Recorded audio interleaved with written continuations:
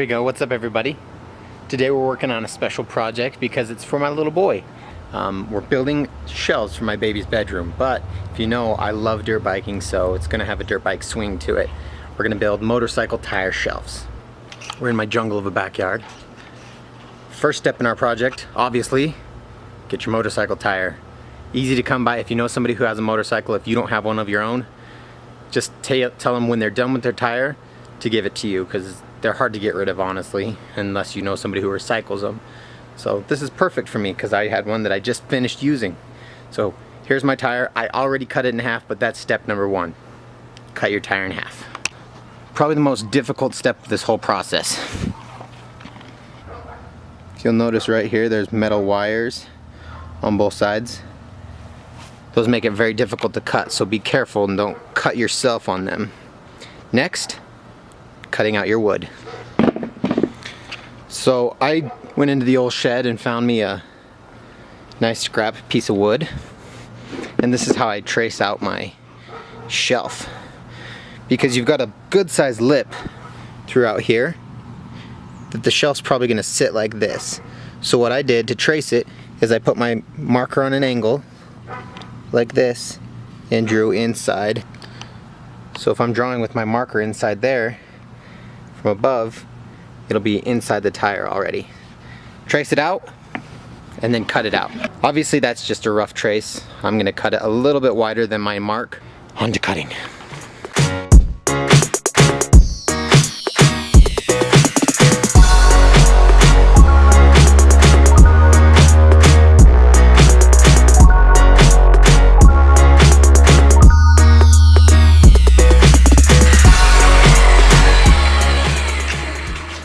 Not perfect, but it should work.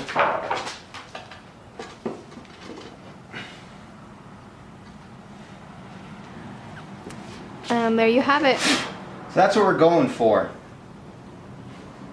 Doesn't need to be cut perfect because inside the tire it overlaps enough that it doesn't matter. One more to go.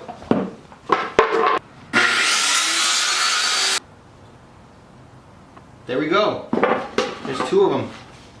That's all we need. So now I'm going to make my cross beams that'll hopefully support the wood. I just need to see how fat it is first. So off the back I'm going to mark out how wide this piece goes,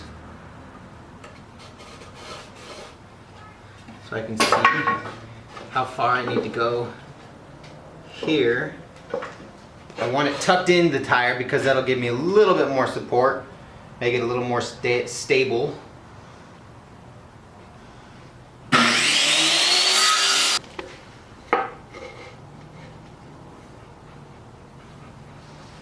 Perfect. So on this back piece of scrap wood, I want to make sure it's at least 16 inches because usually the space between your 2x4s and your wall is about 16 inches. So I want to at least be able to hit one 2x4. So I'm probably going to go to 18 inches just because then I can be in the center of the 2x4. It'll give me some room to work with.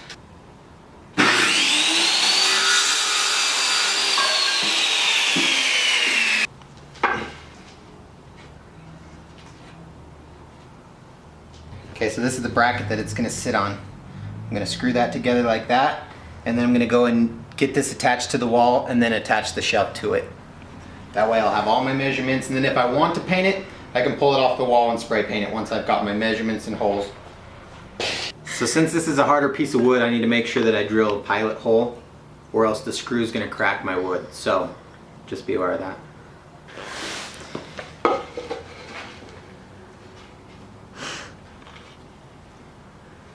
Alright, cool. Now the next project is to get this attached to the wall. I just ran one screw right in the back. Figured that's probably going to be stable enough. It's not supposed to be a super sturdy shelf. It's just holding a couple decorations, so that should do enough for what we're looking for, hopefully. Once you've got one, make another one. If you're going to do two, you got two halves of a tire, so you might as well do two shelves. Then you go connect it to the wall. cute baby's room.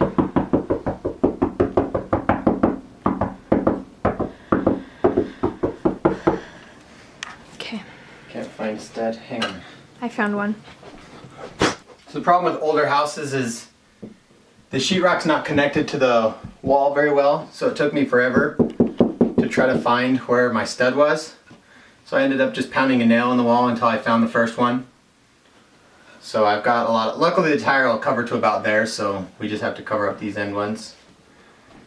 That's what you get, I guess. And then they both are in a stud, so I've got enough support that I shouldn't have to worry about the tire. It's not too heavy. Now we test it.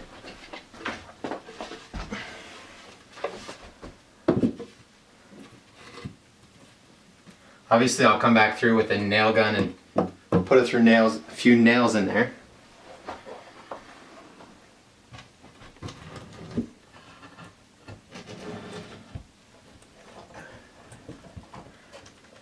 And after a few nails, and voila!